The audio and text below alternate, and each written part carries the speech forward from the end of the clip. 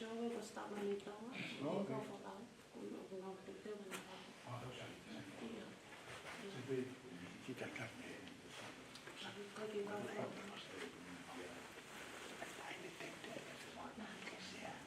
Cái lọc này mới à? Ok.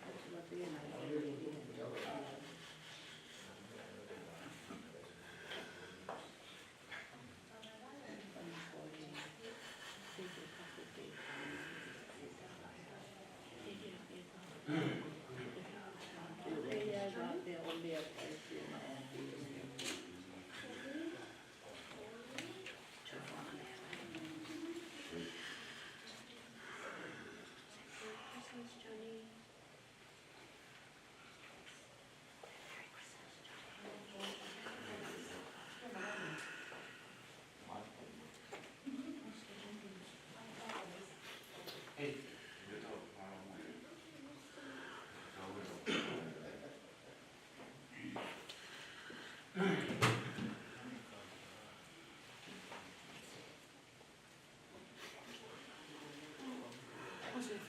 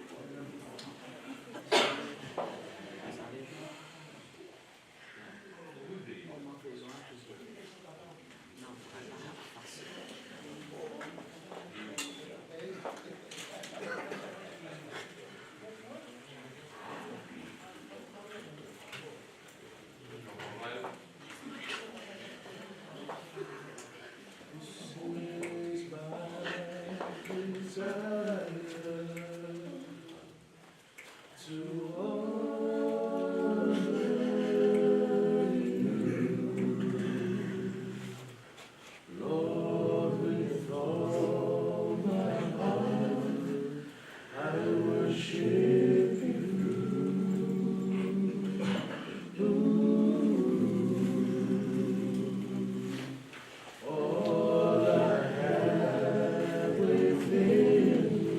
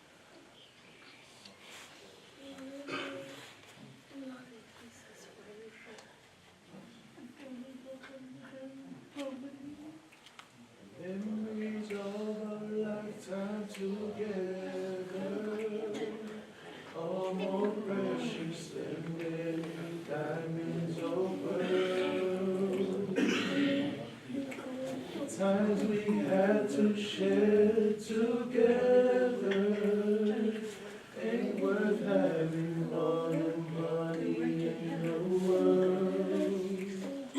And now you're gone, but your presence will be a memory forevermore. And that's when I need you. That's how I know it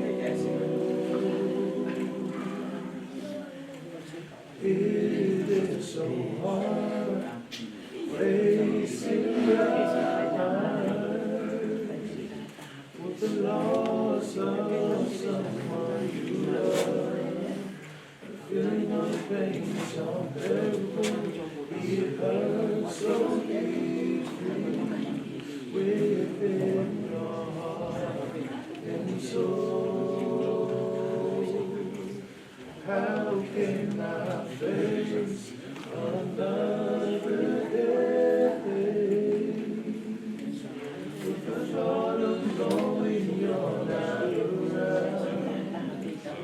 If my heart is where your love will be found till my dying day, till my dying day, till my dying day.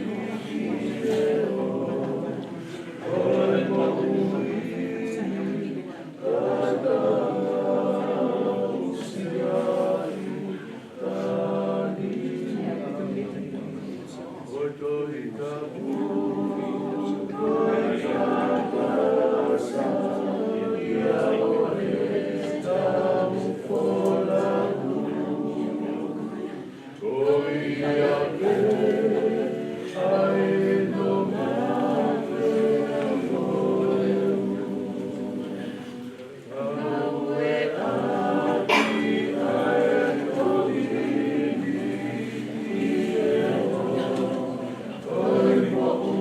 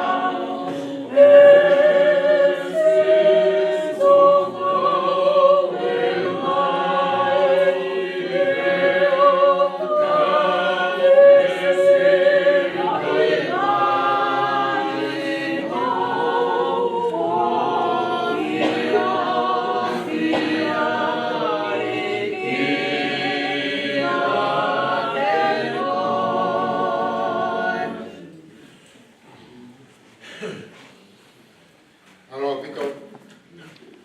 Kau sama boleh pe tau ki tolo tai misi pe pe di tau Folau. Mai pe na mai. Pe ke tau fu mama o me he. Kana mari pe bo tolo ke pe lo ati. Ke ya ta pe pe ki. Ta. Ni ya o pe tau Folau. Kau pati fatomia. Ah. Malo pe.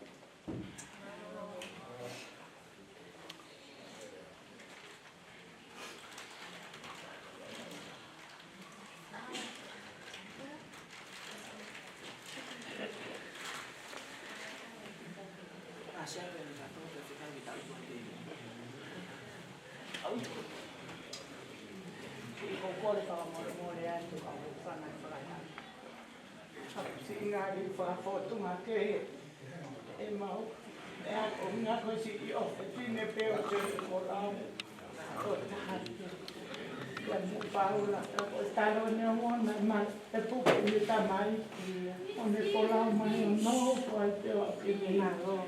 Mo kua mo me mori se ni, na pohe uru o ne ata. Ako si atu, peke si ane tengi ana, ma te kua e te ko wha mo ne mori na pehe peke si a kora i. Tuku peke si le au mo ni tamai. Koe ni a pe ko kore wha mo ne mori tena peke. Na mate pae te si kasi a o te no fumu na kani.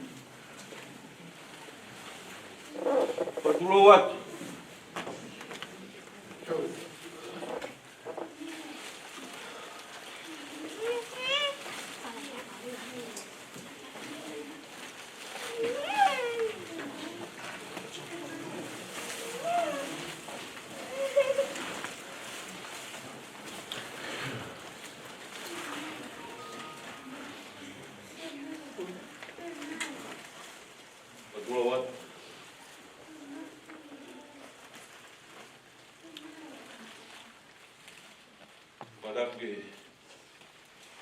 Oto Mafi Padake Almighty Padake Otua Kwa Wete Yogi Tuge Tua Kuya Mama Kuya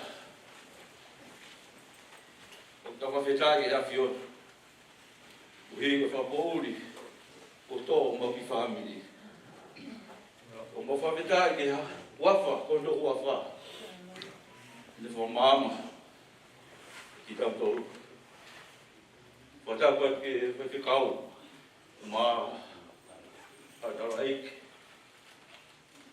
Patapat ke Folau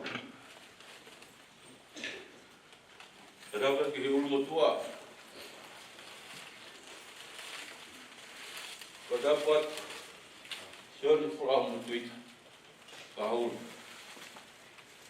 Ate Patapat ke Panapaya Paula isi Baimona Pahulu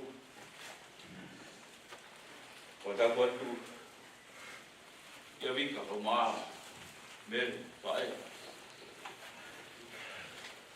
Tahte Enyo Kegiao tu Patapu Tupu ke Fafa da Pahulu Ya Bau Lere Pai Fatongia Pahulu Deongo ai langi de whakapouri le whaawha pahu ki tahi ki wha eni whanonga i taimia koe taimini si whaawha pahu le ilo ngā tua koe kaha pasa Folau ia koe maha maa ia o iau ko koe whamure moe atu ki moto katoa si tō mui mai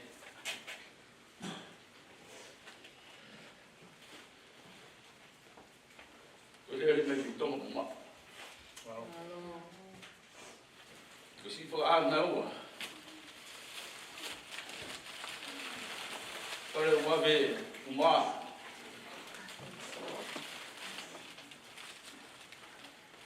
O pai doutor.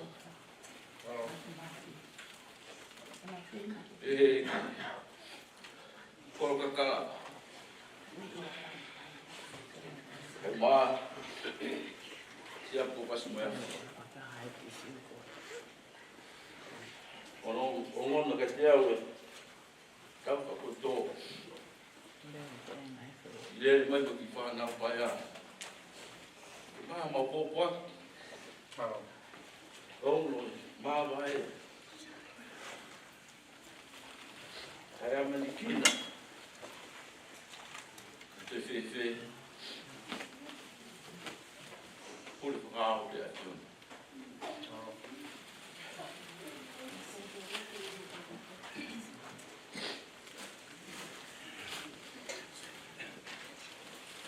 Kai ngā wai o sia ko e o ngō. Api ku tuturu e hau. Rea ni mai ki tupu. Pōpua. Kau ngā mama. E te koe. Sione Folau o tuika. Pahulu. Leo ngā ngai lea o ngai manate. Kai tupu peke o. Pahoko atu, haki manat meri e tia te au, kata ki whakaloloa. Mau ina ka te awa i ngoa Sione Folau mo tuika. Pahulu.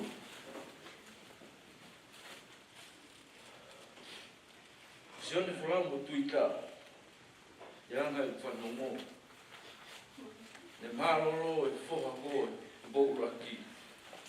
Kana whekawa tuika, mo Pahulu. Haere mai ki tonga. Leo mana aku te haraki tanga noa i matako. Tapa ko iki o Pahulu na nisi whanonga mai i haere. Tau tui ko toko hi ngoa ai. Folau mai a Pahulu o tuika. Kaya ngai manatiri e Sione Folau mo tuika Pahulu. Ka moi mori atu ki e ta whapi taha. Mahalo koe koe. Koe nofo mama o. O tohi e te Sione Folau. Folau e te pāmini koe iau. Ka hake koe lau o māma e tai mini mo lawa tohi kakata. Sione Folau tuika Pahulu. O ia ku ki mana peri mai peia. Wanga e kusio kakau ki no Sione Folau tuika. O ia ngani pāmiri ko tā moto. O e kōpua koe ni. Ni tahene prinsesi. Ni koe Sione Folau tuika. Folau o ka pasa ai Sione Folau moiki. Ate ofa la het ke te koe pau. Malosi tau, malosi ofa tahini ko wai moana. Si tonga e mo tata iki. O e whaamiru o ngā pito te au, te tāwhia ki a toto. E ke si whahu. O vai como fofonga. Leo nga mea ki kau i ahoni. Maha ko a kuktoe. Ko sisi kaha. E no ku tākete hen ko Elias. Pa mahalo atu si lawa mai mi asti elia. Whetawhea ki toto ki mawhana pe. E o whamini koulo, e o whamini kolomotua, o wha komu fofonga. O wha tio, te waha Folau. O wha ki kau e iki e tau whanonga no tau pe. O lo te kau ni whakaivia tau ngāloe. Ko tau mea whai, tau mai, tau lo, te whakaivia mea ko tau. O mea lo tola, kau, te iwa mai moana. Ko tau tōru e whaamini tau hoko e. Ko rea ka mōa. Tau. Ko koe te hoko e te tati e te tau. E te whalalongo ofa tau mōtō. E te rea maanga. Wow.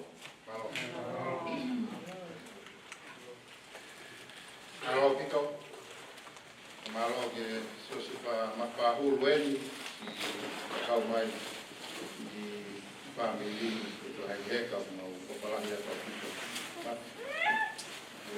kau kai na mari ko ni ko kau tu mau mari mau mai kau kai kau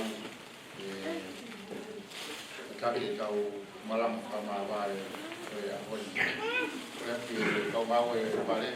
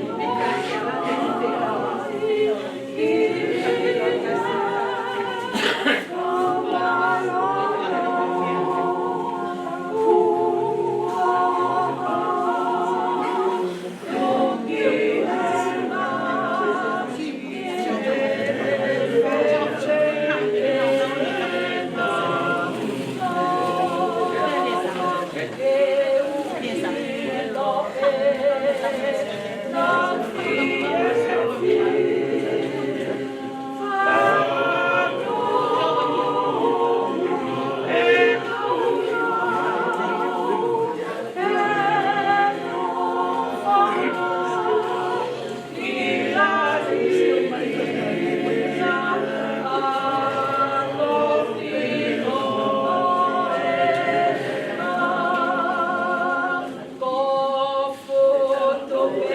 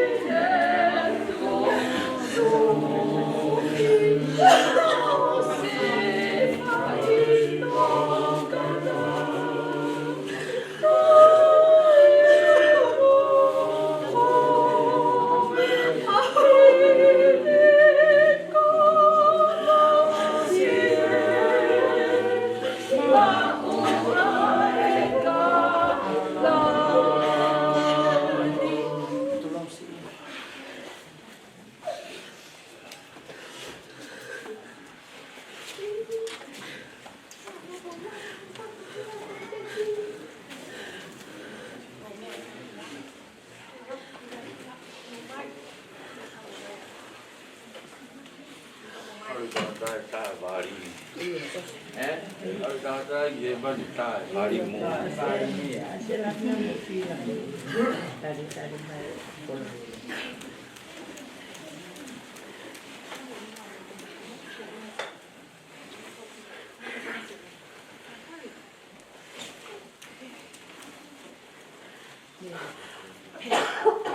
El final. Kamu. Goya.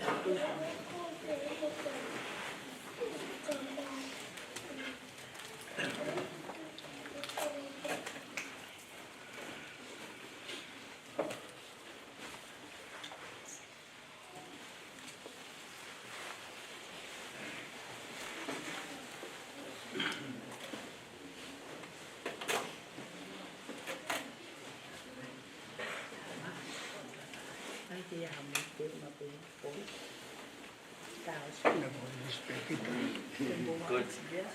Siapa yang yo.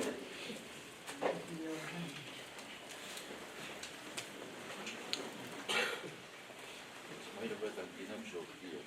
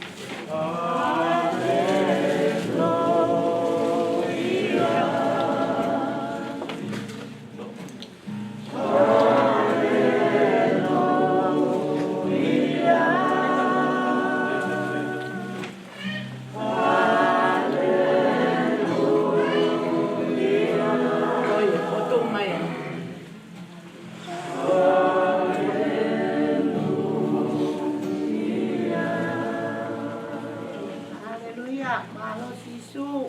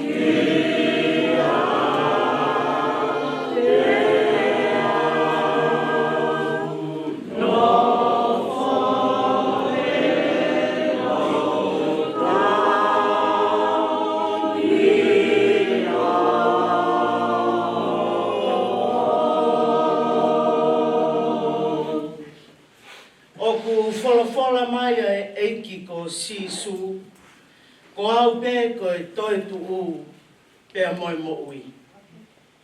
Ko ia o kutui pi ki tai ki a te au, ne ongo kua ne pekia ka tene mo ui pe. Pea ilonga aia o mo ui, mo tui pi ki tai ki a te au, e i kai au pito tene mate o tai ngata. He o kou ilo mo ui a hoku koe ri. Pea tene toi tuku mai ki he funga efu ki mui. Pea hiri hoku kiri, hoku au, hono aunga pehe, ka ko ia i peha kakano, te mamata ki a eloha. Aia te mamata ki ai o kune kau mo au, pea ko okuni mata e sio ki ai o i kai koe kehe. Nā i kai te tau hau mo ki tau tolu, ha mea ki maman.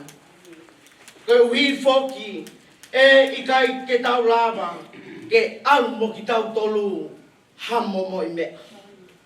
Ko sihova nā ne foa ki, pea ko sihova, ko ne toe to'o atu, kai malo i ai pe, ai wafa sihova. Amen. Koe wholofola hemi, e ka mata aki, tau maalari whawhetai, ai mo ui, na e ofa o tua aki, e Sione Folau i mamani te wai ono harakilani. Ni mange au hivanga fulma wha o e himi, ni mahiwa wha e tau hiva. Si nofo hao haoa, ko kuloto kua to oa, ko ha masani mai. Ko e nofo tai hairi fia, ka e fondu i he fie fia, ko e fie fia o lani.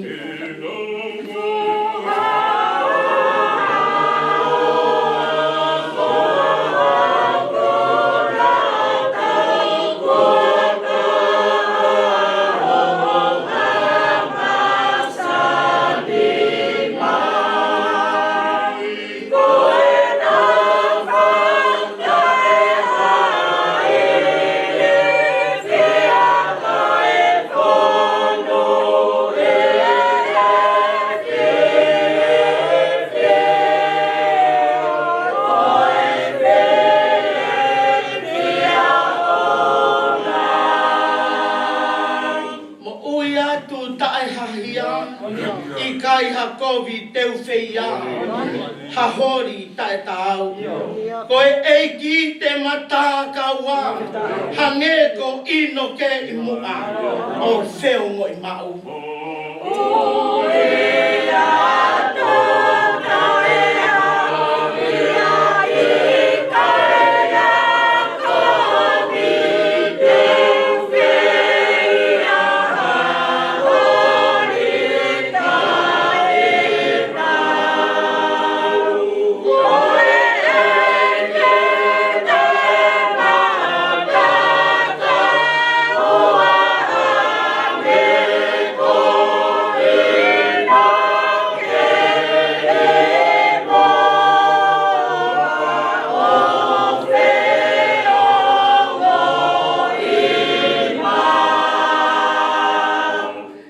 kai ha ita pewhi a.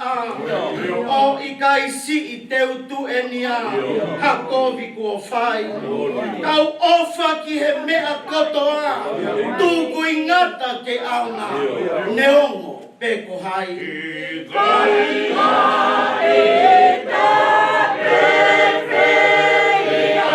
O i kai si i teu tu enia ha kovi kua whai.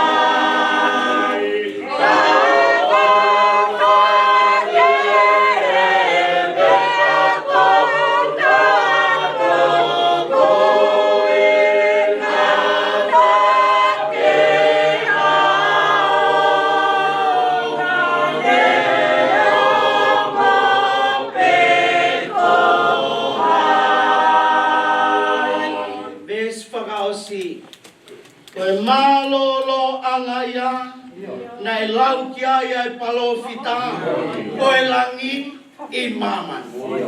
Ka oku tumo unga whau, o whainga taa ai hake atu, a whenai ke wau ki ai.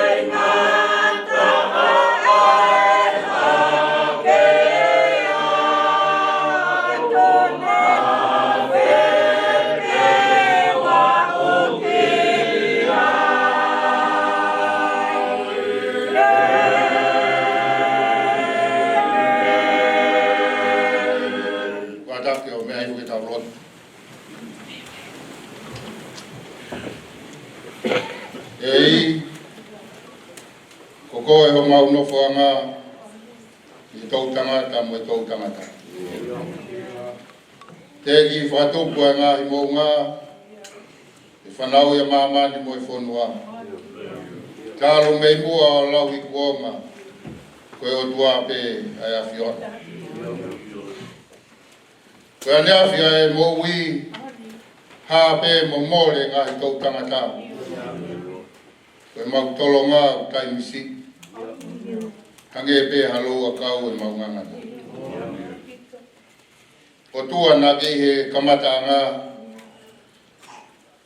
Ka nā ki whakatupu e universi a ki pe wholofola e a whiona. Ka nā ki wholofola pe ke māma mai. Kau pouri mo e māmanga noa. Nā ki wholofola. Pea talango fua ai universi. Nā ke whalo hono ngāhi langi. Pea tau hono ngāhi māma, ai langa ai māhi nā, ai ngāhi whetu u. Nai tūtai pea mau luta e soti aka. Māhi mua, fisi mua e a whiona. Nai mawhao mai ho tau kupu mafi. Ke ngau he tangata, ma me he efu e kere kere. Ke hou ki ai e mānawa mō ui he imisi a whiona. Ke whotu ai e kovinani te ke whai e whetauhi aki. Ai o tua pe mo e tangata. Kai toki oi whakapo hono mau e kovinani te. Ia kapusi ai o mau whahinga. Kai whawhetai na kapusi pe kai tala ofa. Hoko mai kuonga, hifo aki mai e alo tō pētaha. O sisu klaisi, ko ia e fotu aki. Ke mauto e hula atu ai he ao e maani on. Kau atu o mau whahinga, ke whamili tāpu vai a whiona. Ke honi, me heina hou eiki. Kau ma havelulahi, Muhammad Apuri. Ai whahu, moi whamili. Ka daigi i whaifkau pure o e wahenga. Kau masi kau fai kau. Se tua talahi. Te moi sias. Whawhiangai mao ni on. Te whai ahe, whakaheke he ka pa moe salut te whakaos. E mou e tamai o e koeni. Sione Folau mo tuita Pahulu. E neo o wai tawanga e apu ko fas moe a whi. Te au gloglo wa.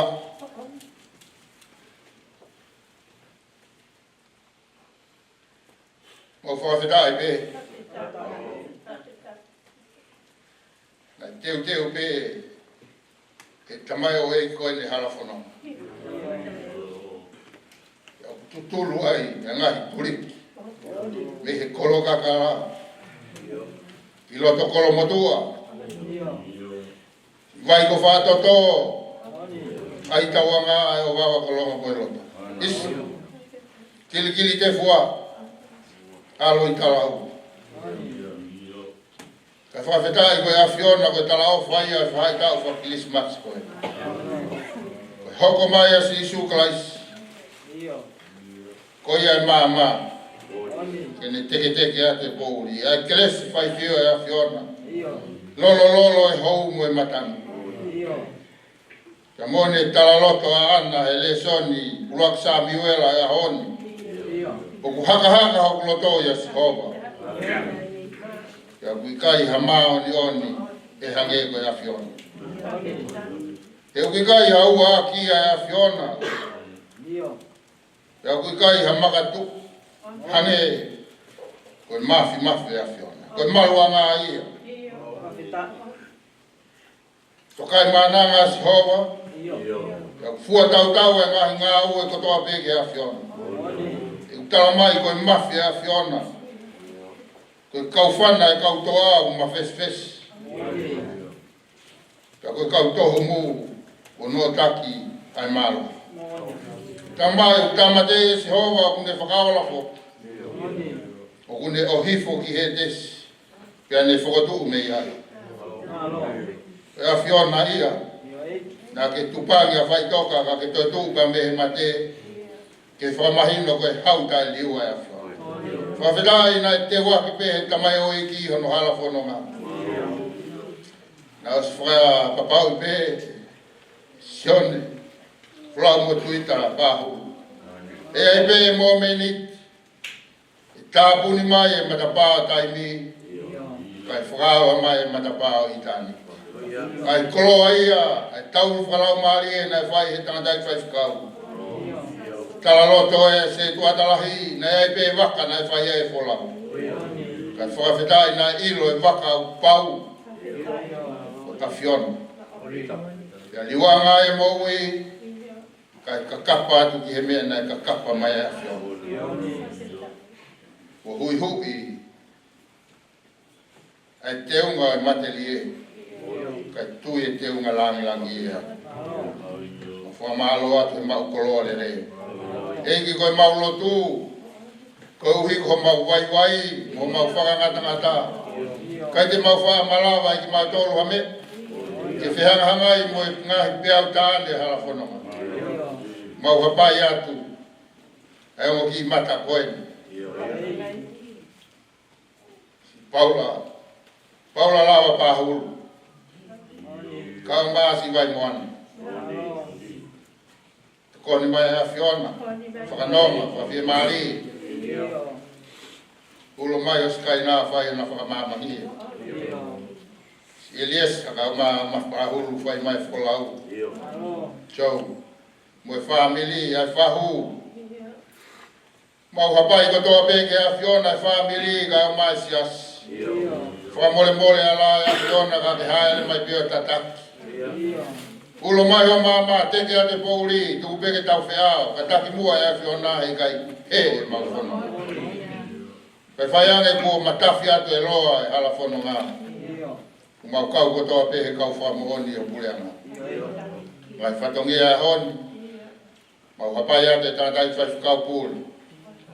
O te waki e koloa wholofola ki whai aki e tāta alo whakaos. E ngahi kupu kotoa pe eki tau kau pe moa whio. Hale mai pe o pou a o pou mama. Wa waka pe o hulu hulu he ala pono ngā. Ngai kupu ngau mea mai he o pe. Lawe ate ke lesi wai fio e a fiona. Na taki mau tolu. Mau ke inofo at pe o tani ko au ke whai fina ngale a fiona. E ki e o ngona e mau lotu pe ke fio mai ke mau tamai. Mau nofo at koe whanau. Mau whai e lotune. Wa whai kuna peho a loko sisu klaisi. Kako mau whakamu.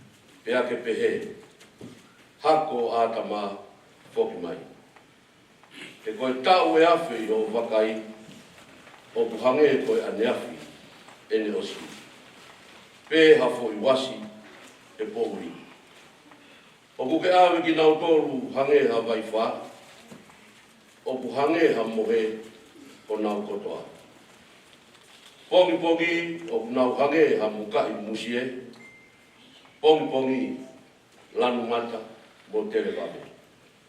E fiafi tu usi hifo pe mai. E ko ho hau o mau osi ai pe mau mo kafu ua i ho tupu tamaki. Ko ke fotu e mau ngai hia i ho auna. O mau ngai mea fufu i he mama o ho fofonga. E kua pare ho maungahi aho kotoa pe i ho houhau. O mau whakaosi ho maungahi kau, o hange ha talanoa o kulau. Ko ngahi aho o mau kau, ko tau e fitu o furu. Pe a kalahi o tongu, e au nai ki e waru o furu. Pe a kohoto wiki anga, ko e ohosia, moe muna. E ku tuusi wawe, e a taupuna. Ko hai o kune ilo i ho hou hau kono mamawha. Pe koe lahi o tupu tāmaki o tau mo ngeia. Ako mai ke mau whakafuafua pehe o mau ngahi aho. Ka mau hutu mai haloto poto. Liliu eiki ko futu o lolou te ria o kau tamai o eiki ko ki mautolu. Whakamākona ki mautolu ki pompong aki aho alofa. Ke mau mawawa mo fia i i o mau ngahi a hoko toa. O mi a fia ke hoa mo e fuoroa, o mau whakawaiwai i e a fiona. A ngahi tau o mau whakawhengai, a ngai mo e Covid, ke haho ngā ue ki ho tamayo, kau tamayo e. Pea ki he nau whānau ho langiangi. Io, ke ia te kautolu ai whakawhokowhau e ki, ko mautoa. Pea ai ke tukumaku ia te mautolu, ai ngā ue au mauni mā. Io, o i ngā ue au mauni mā, ke whakotuku mauia. Amen. Ko hingoa whakapui na e ngā ue ake Sione Folau. Ie ne whakaasosi. Ko e soti ao o isite. Ia mo kore atu e punake. Ko e tau whawai pāre sonia. Hiwa i mai sotia. Ko e tau rere ia ngai mesi. Ke tau whawai pāre sonia.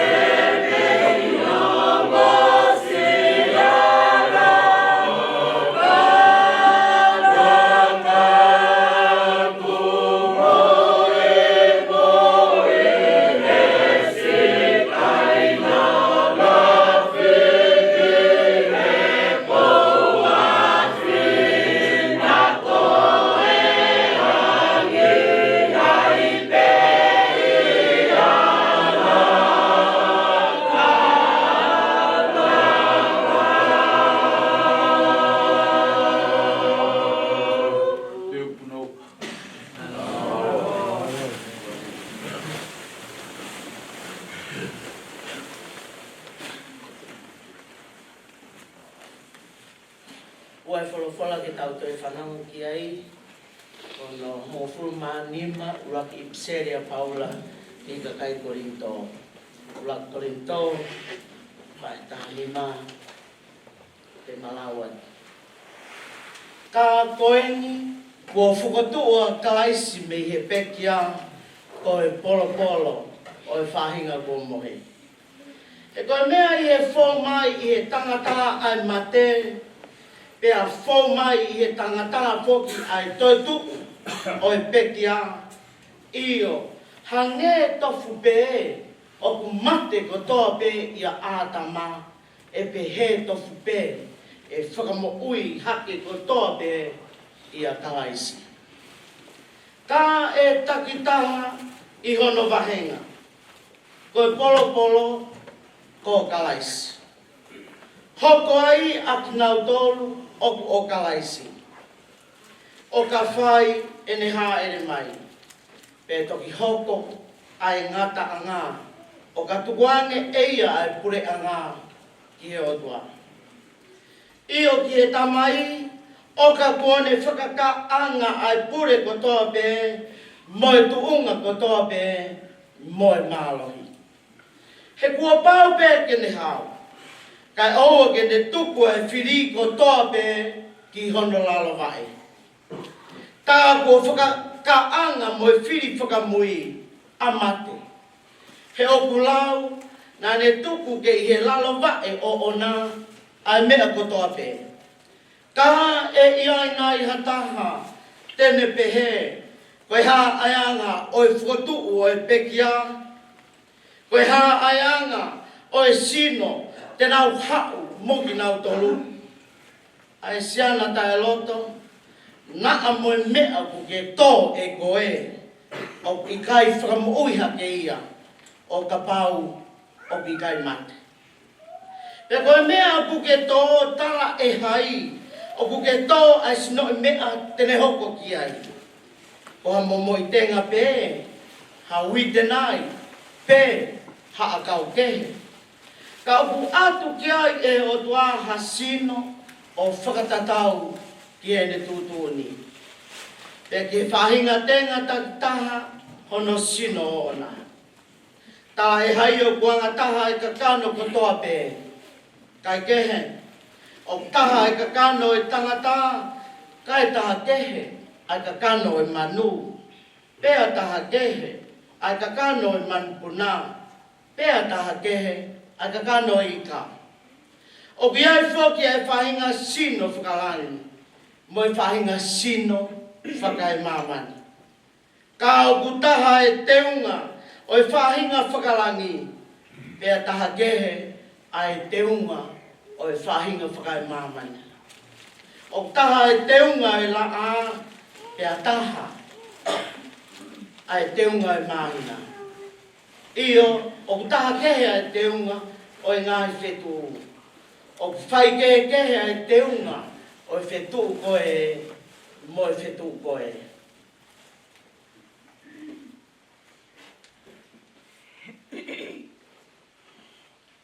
O pehe, mo e toi tū o e pekia. O tō koe koto auha. E whotu koe koto tai wha auha. O tō koe koto palaku. E whotu koe koto teunga ia. O tō koe koto vai vai. E whotu koe koto mālohi.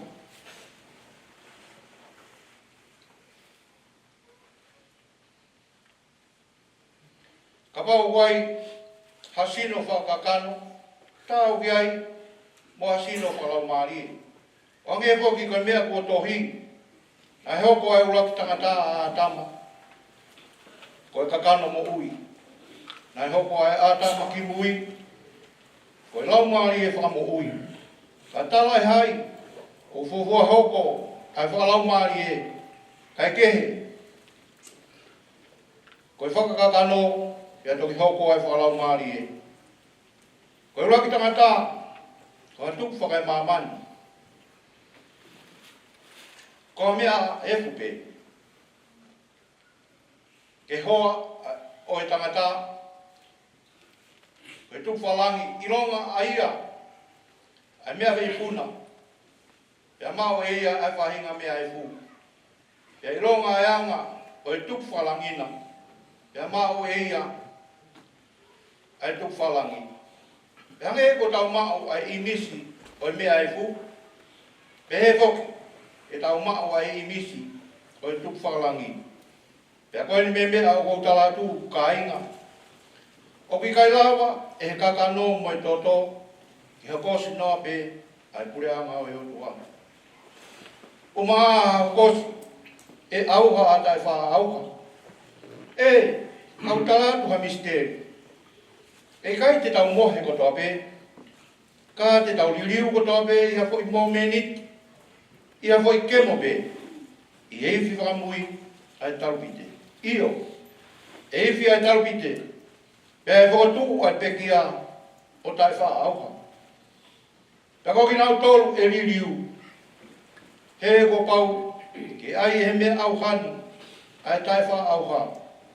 Pea ke ai e he mea mateni, ai tai wha mate. Pea ke ai rewa he mea au whani, ai tai wha au wha. Mo ai e he mea mateni, ai tai wha mate. Pea to kosia, ai wholofola, ko ia nai tohi. O whongia mate, o ririu ko i kuna. E mate, ko whaa hoi kunana. E mate, ko whaa ho huhuna.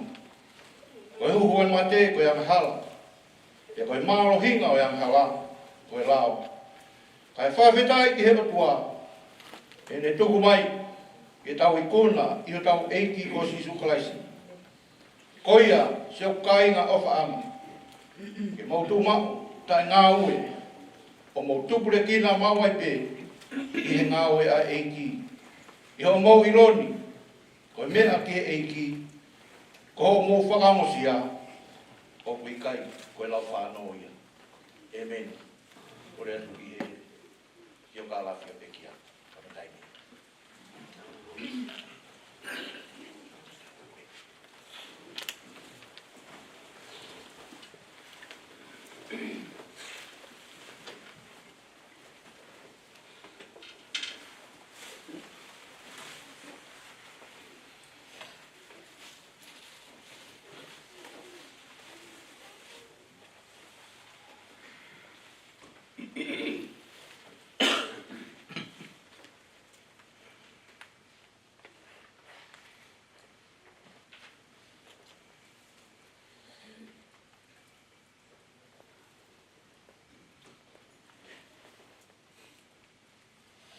Sione Folau mo tuita Pahulu. Nai whae rei e aho ua hiwa, maasi ta hiwa o no wha. Kolofo o, api ko whasi mo iafu. Ko e lahi taha ia e whanau, o taniela ki ofi fita Pahulu, pea mo milise vai moana Pahulu. Ko e whika ua i e whanau, ko mele me Nasareti fifita. Ko whika tolu, ko tawaika tāne Pahulu, ko ne ospekia. Ko whika whā, ko Tevita Eliesa, o tuhima Pahulu. Whika nima, Daniela Kio Junior Pahulu. Whika ono,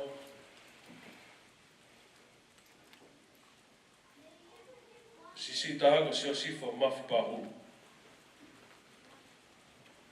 E koe whika fitu, koe pusi aki, na e omi Sione, o whakahingoa, ko milise vai moana Pahulu. O ne omi ke ua ki a Nasareti. Na e papi a Sione he siasu e siliana o whasi mai o fia tungi. Pea ia e ne tupu hake, na e kawa Sione i he fufu whanau, e kinti o siasi o whasi. Na e ako a Sione e kolisi ko tupou, o iloa e sipoti whakako,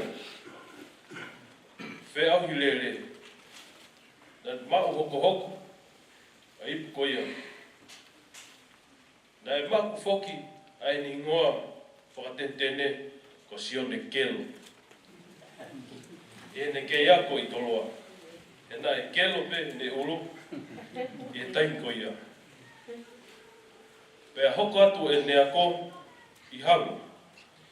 Me e tau tahiwa walu wha, tahiwa walu nima. Na e hiki mai a Sione, ki Nuslan, e tahiwa walu fitu.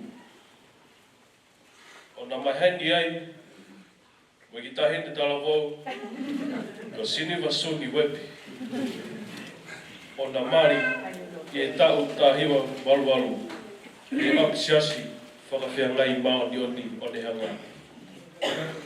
I he kore ange e saia, ahorelei, ki e seini wepi. Ke tukuangi asu, ke mani mo e te moko puna.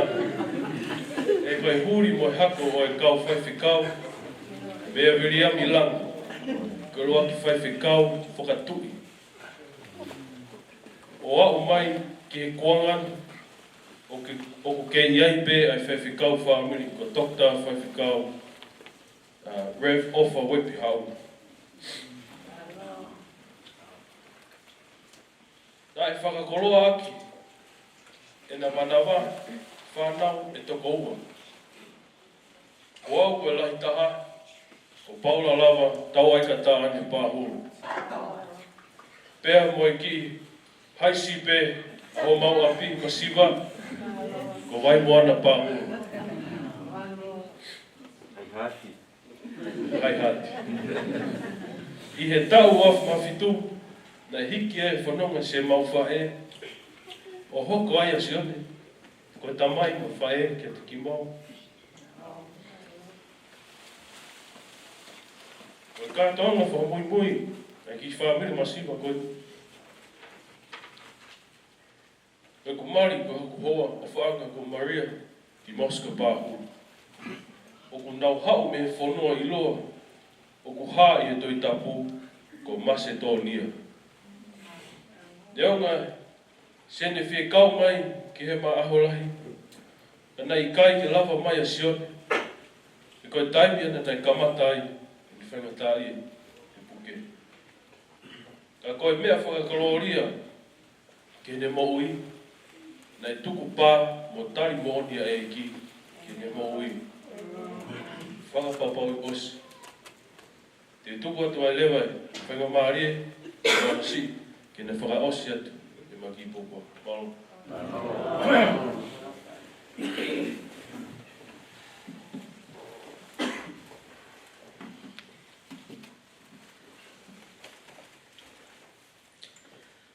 Greetings in the powerful and mighty name of Jesus. Amen. My name is actually Mele Menasaleti Vaimoana Pahulu. And I am the younger sister of Paula Tawaika Ta'ane Pahulu. Growing up, we were a poor family. But me and my brother never knew what poor was. We actually thought we were rich. My dad always made sure that Paula and I had the best toys in Onehanga.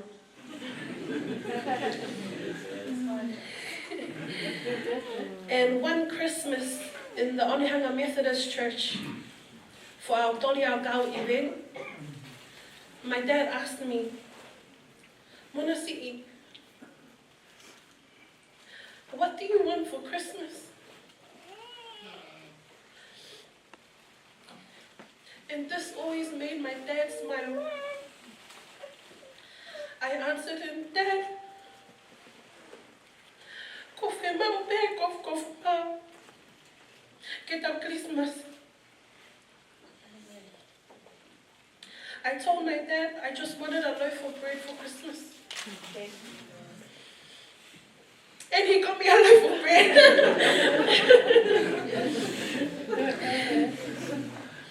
My dad taught us to be grateful with what we had. He taught me the true meaning of Proverbs chapter 22, verse 6.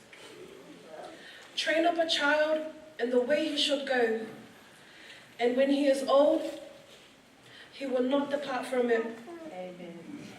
Palovepi, wahewoa, vesono.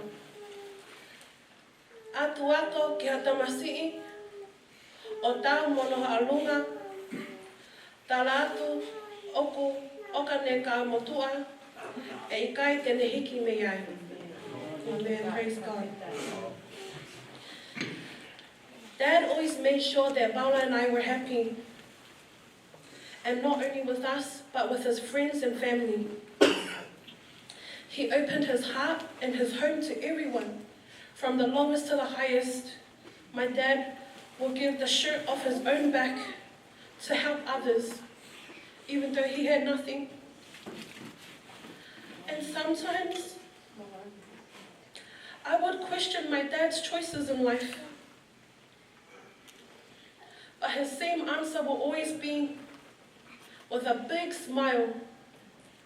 I bet now go fi.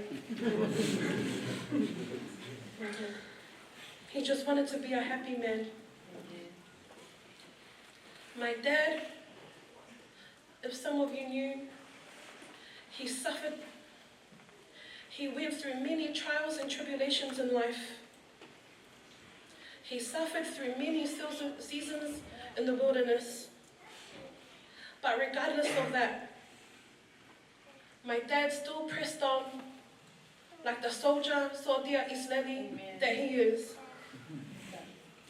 And when I look at the life of my dad,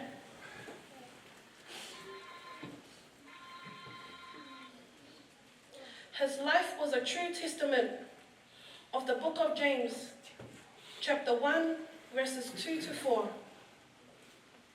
And it reads, "Consider it pure joy, my brothers and sisters, whenever you face trials of many kinds, because you know the testing of your faith produces perseverance.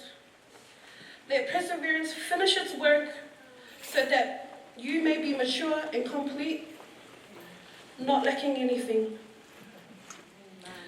I would read the Tongan verses too, but don't worry about it for now.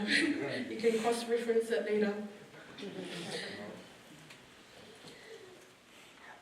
My dad truly glorified God in the seen and mostly in the unseen places.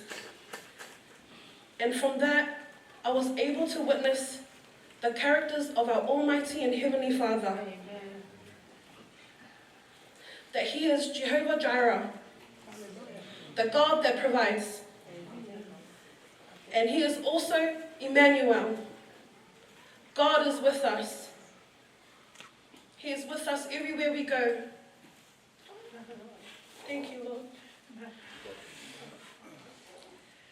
And before I conclude, I would like to express the condolences and love to my dad from my little brother, Benjamin Fonaki, and his father, the husband of my mum's sister, Melefinau, Samsoni Fonaki. I would also like to take this moment to thank and honor my friends and family who have traveled from overseas.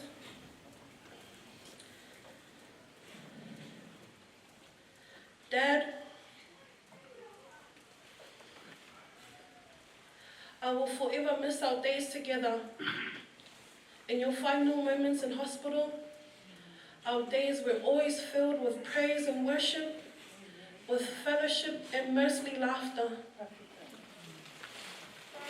I thank you, Dad, for introducing me and Paula to our Heavenly Father.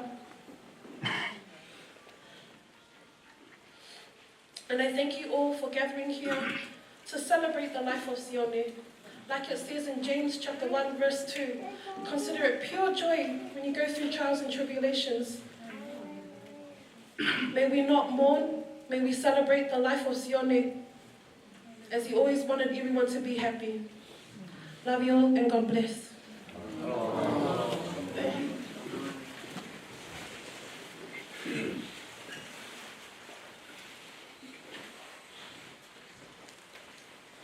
Koe tau prokolahimi o noa, o no whaake au waru fu maa whaake, mo kata ki o meha ki o tau iwi.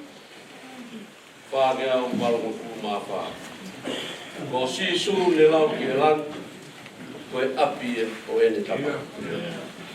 No whaanga ia i o kula, takikaha a potu masari. Whakaku te hiki o nofu ki ai. Bye.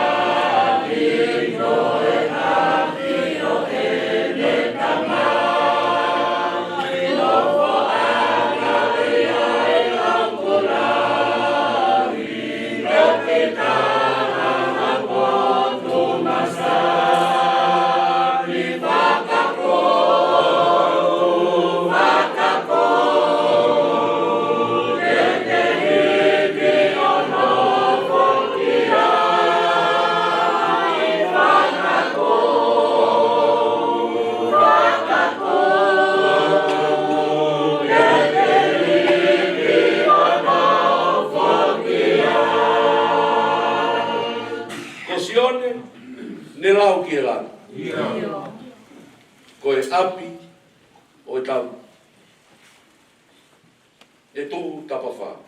Ia. Mahu inga ai makalalahi, Ia. koe hala he koulata.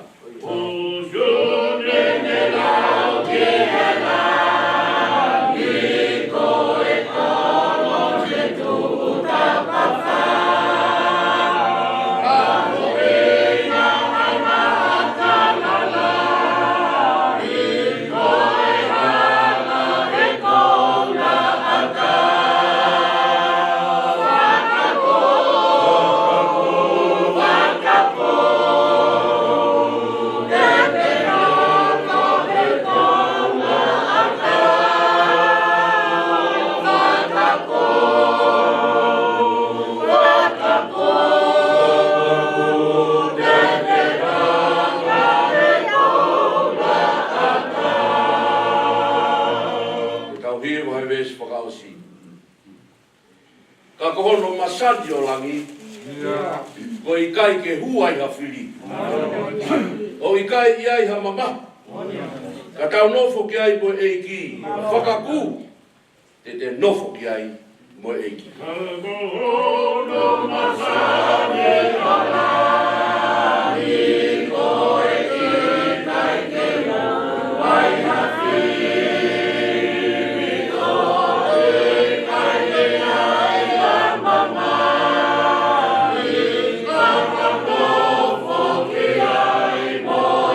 ha whiri.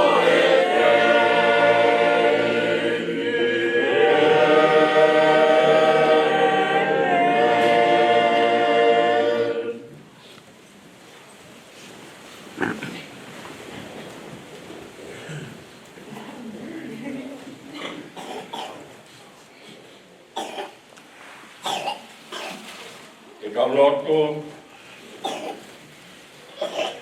la mare mani oni homai ya ke mana mamai kai to o ai mono ngai si family ka mai si ti mo ki ma turun ka to bi go for la amen.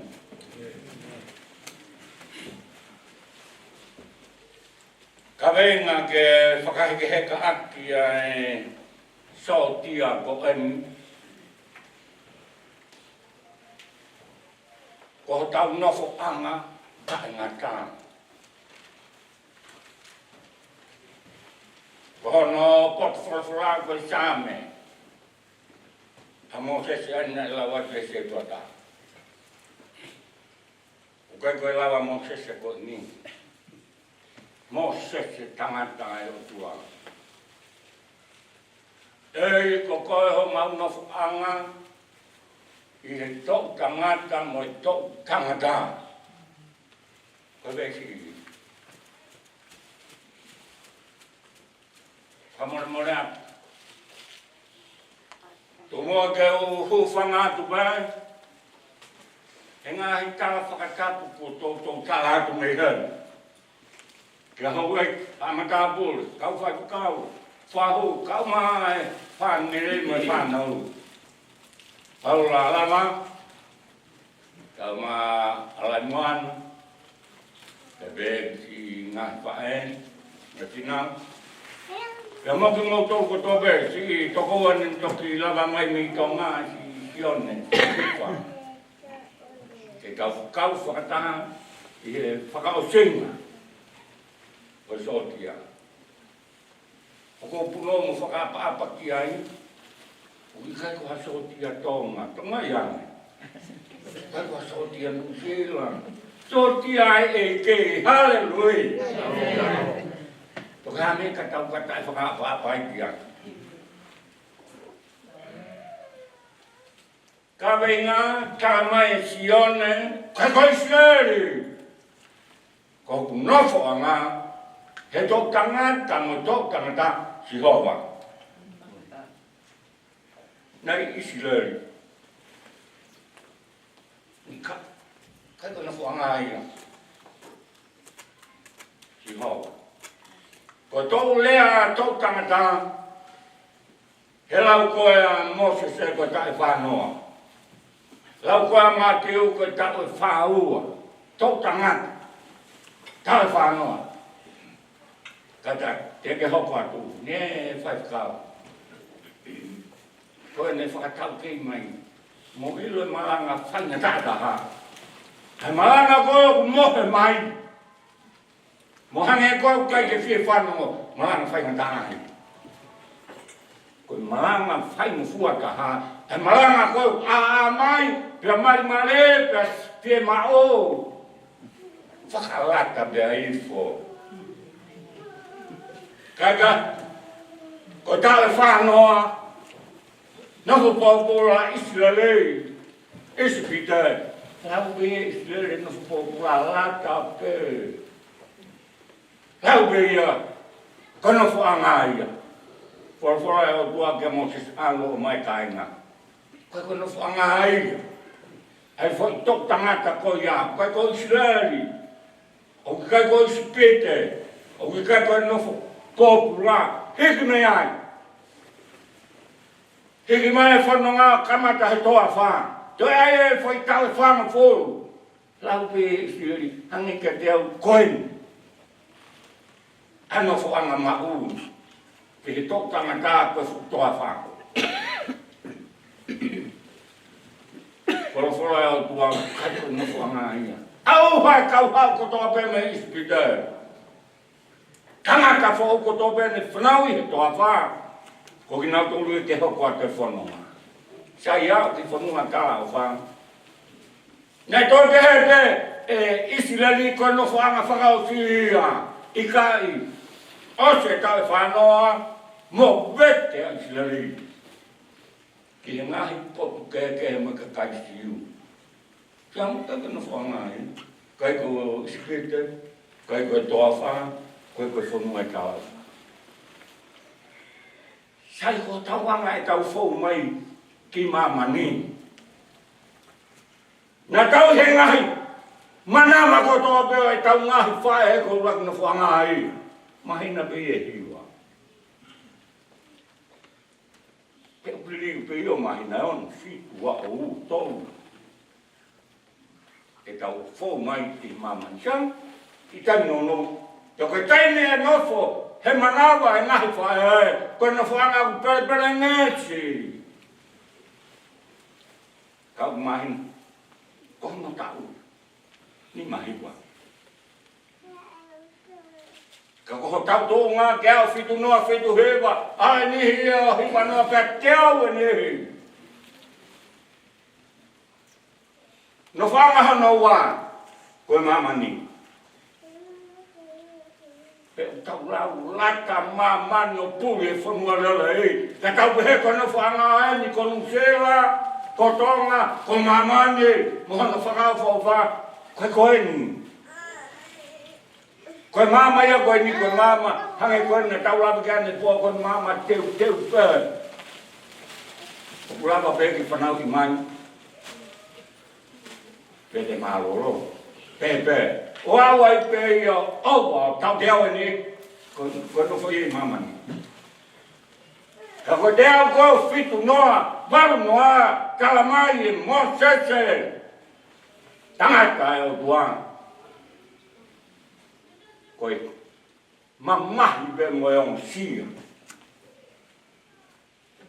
Koe anga e no fu mama ni, whakatai pe. Koe no whaanga koe hoko ainu teu ki tau ape ki a Sione. Sione Folau Twitter, Pahulu, ko whai toka. Lau e ni ko whai toka koe ngata ngā ia. Keu ke hepe ka ina kai tui nau tolu ia. Koe nau tui o tau ngata vei whai toka. E koe tui e ne tui aki koe kau sātu si. Koe ke toi hatoi tō kia tokola, kau poto tokolahi. O ku ngata pe tangatai whai toka. Tana mai tangatai o tua ki kai koe ngata ngā whai toka. Tana mai paula, Mo kau apostolo, o ki kai ko fai toka ho tau ngatanga. E foki pe kia sino ko iniko sino kakano mo e. Pe ngata ai kakano ai. Kai toa fai toka. O ia e whanua ta, e whanua tangata. O he wani. Koe mea tau kiriwo iai he lotu. Kala mai e mina e lawa se tua ta. Koe e lau ke api ko ia. No fo anga ai lahi. Ia ho api ai, ia ho ko api ai ku te mai. E eiki ko sisu kalai sima tau tolu. Koe api ko ia mara. Ke ka mai la ko le ko hono la ona ko im. Lau mari ma o no niu. Hul puho. Ke ki toi fai pupuhan. Ke ki toi fai mongo siang. Hewan. Pe ko hono masani o ponua kangata ko ia. Ke te hanga mahi. Ke te hua e hawhiri. Whakalata atu. Ko whanua iau tau ahi ke so tia e tau e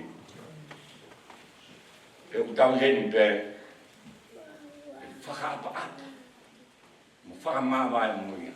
Tau ni mahi wā. Tana noa Paula koe anga e tau moi koe tēni te bai. Pēi holoki e tēni tei. Kai whakawetau koe whāra mahi e o tua. Nei kai ngau nema. Ka koe tō kopu o si hawana ne ngau hei. Ko tau whare tai ngā tā ia ka aina. Teu mai he o tua. Mā tau tō. Kara mai, te tau lava whewhe ki ai. Tā tau se so. Te tau nofo whewhe i ai. Koe nofo alofi e tau nofo ai. Koe hai ngau e o whai ai. Koe whia hai ngau e o whai ai. Koe nofo ai. Koe nofo mamani e tutuku, koe mama tutuku pe ani. Ka ko he wani, koe putu taina tai. E ku tau tēni pe te tatau. Koe kainga, koe ne whai hono unga lotu, unga ngau e. Iai nihi ne alu pongpong, e iai nihi tuki alau te whiafu pe ia. Pe koe taimi koe wahe, tatau pe alu pongpongi, mai alu e whiawhi. La unga kau alu pongpongi, na mau hela, na mau tō mua mai, toki omi pe kau hak pongpongi, pe mau tufa tatau bai.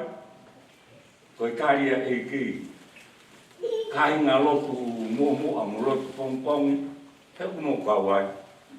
Koe mea pe ia ako, ke whaikariha ke putuni. Hane e hanga e nihi, e sotia. Ka kou mai ea no pio kalafi. Paula, ka mawai moana homo tamai. Ako lelei, sipoti, lele, loa, ke api tepi. Kon wau i tepi. Ka mai se toa ta te tau whakakuki ai koe.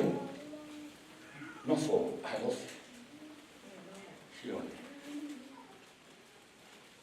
Sotia, e tau koe mo situ. Ini ti pena lahan ni te tolu. Ene lotu, sisu mana tu iau ke kahok ke kuliah. Matari! Hau koe masih ke tali pala kai sei. Sione. Mahina pe tolu sai. Koe koe hau. Kai lahi ke ai ke fai eni teu. E whakawhia ke au koe tawa mai koe. Na whaki i ono whatawhata mohe mo ia. Ke koe taimi ne mohe ai nesi. Tafi e hono roi mata.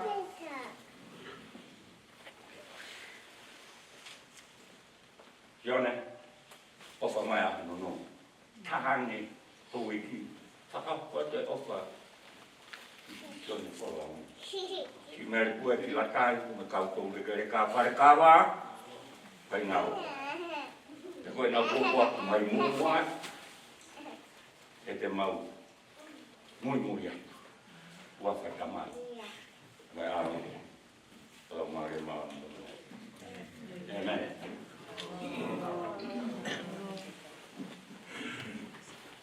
mi whakaosi. Pangea ni mampu mahu pa. Ta whataha te huku o si, ta whataha pe, tamai Sione. Paula, kama tu whataha ki bila. Hewa.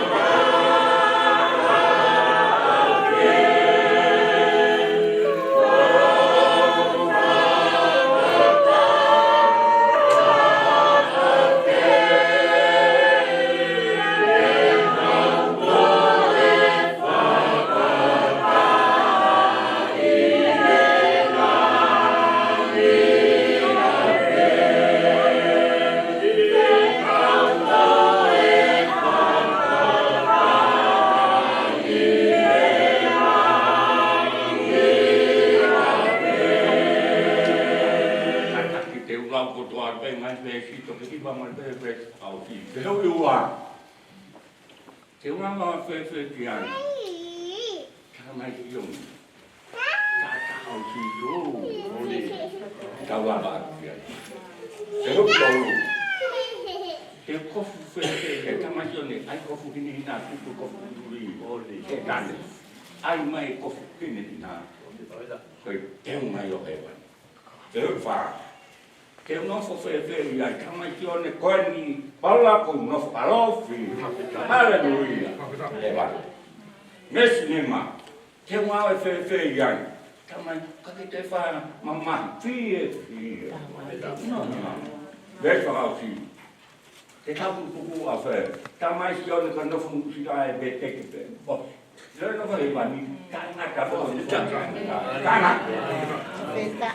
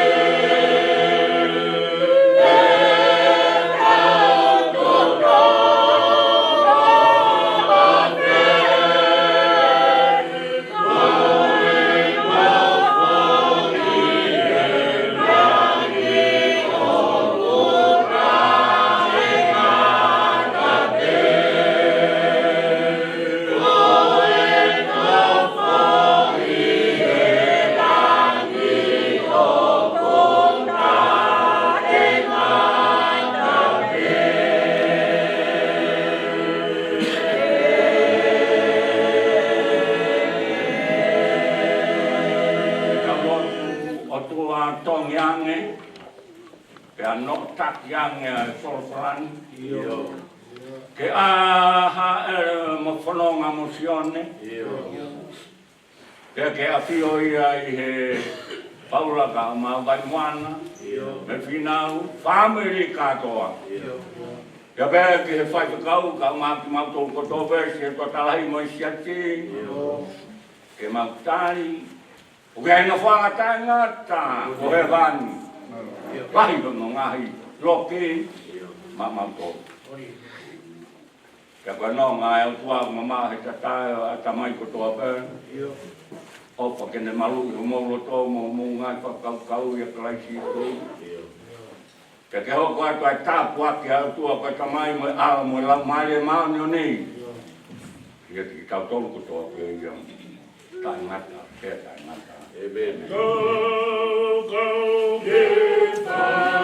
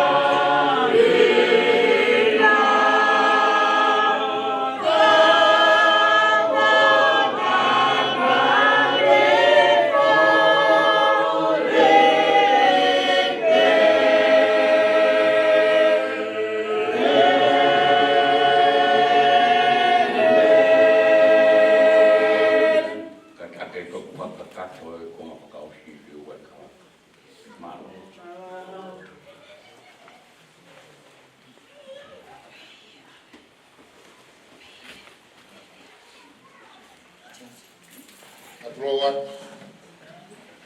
Sa whikai ko e koloa ko manawa mai ake he tangatai kuai kau pule. Kau ki whakakakato e noa katongia family ki wai kalaka. Kau whaha ele e whai ki tenga maari e koi ni ko tau tai miu ki wale te tau wale ke tau i whai toka i e tahawa. Maro ki to.